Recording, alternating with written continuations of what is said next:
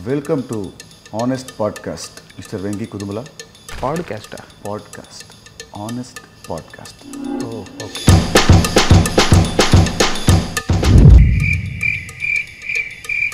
Okay.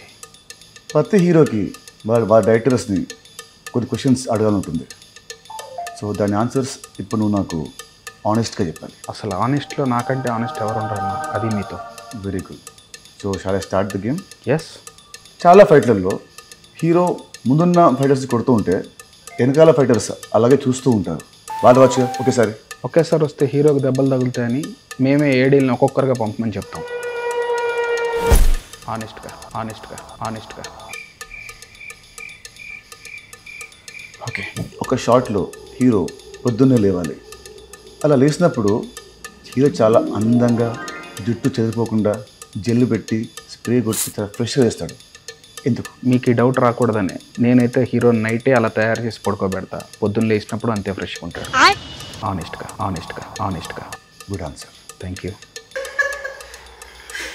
Okay. సినిమాలో heroine అంటే north India నుంచి రావాలా?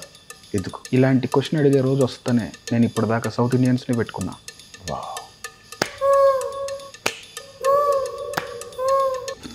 ఓకే. క్లైమాక్స్లో శుభం కార్డ్ వేయడం ఎందుకు ఆపేశాడు? రిలీజ్ అయ్యాక తెలిసేది అది శుభమా అశుభమా అని.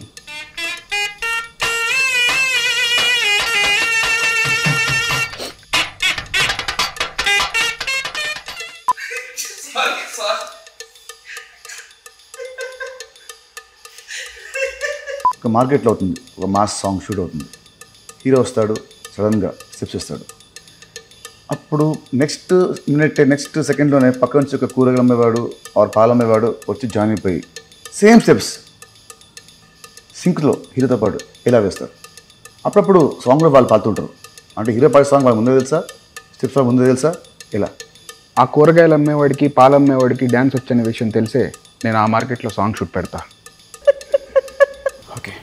అసలు ఈ పాడ్కాస్ట్ దేనికోసం? మన రాబిన్ హుడ్ కోసం. మరి సినిమా ఎప్పుడు release? From March 28, 2025. Yes. Honestly.